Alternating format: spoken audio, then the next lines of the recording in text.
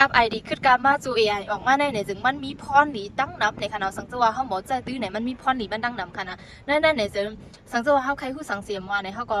เข้ากันเนาะ AI เฮก็ถามไล่ในขณะมันก็ติดตอบปันข้อมูลตั้งสิ่งทั้งหมดเขายามปดๆอ่อนก็เฮเฮาไล่ฮู้ข้อมูลมันตั้งสิ่งในขณะนั่นในจึงเฮามาถามด้วยว่า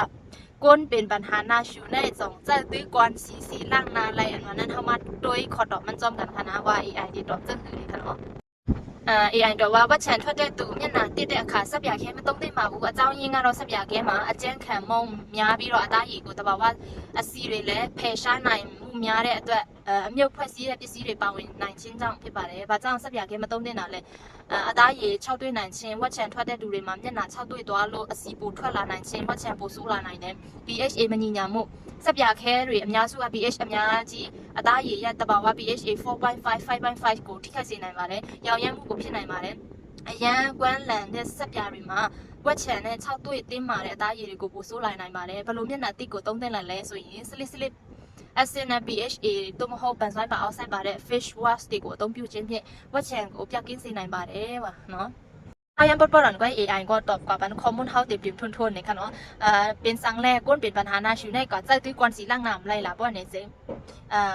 ในก่อนสีนั่นเนี่ยมันดิป้าอินเครียนอันดีกว่าล่างมันไขมันสภาวะอันดีผิวเนื้อนาเฮาในเนี่ยซึ่งสังสว่ามันก่อนล่างแบดหมดเนี่ยซึ่งที่เฮ็ดให้นาเฮาเป็นปัญหานาเฮียงนี่ค่ะเนาะการที่เป็นปัญหานาเฮียงนั่นside effect มันในซึ่งมันดีกว่าเย็นเป็นปัญหานามันหูหือกวางเลยเฮ็ดให้เฮาเป็นชูนี่ค่ะเนาะยก็มันดีกว่าเฮ็ดให้ผิวเนื้อนา balance เฮาเตรียมเพลงอันนี้ค่ะนะมันดีเย็นเป็นกว่า combination skin และ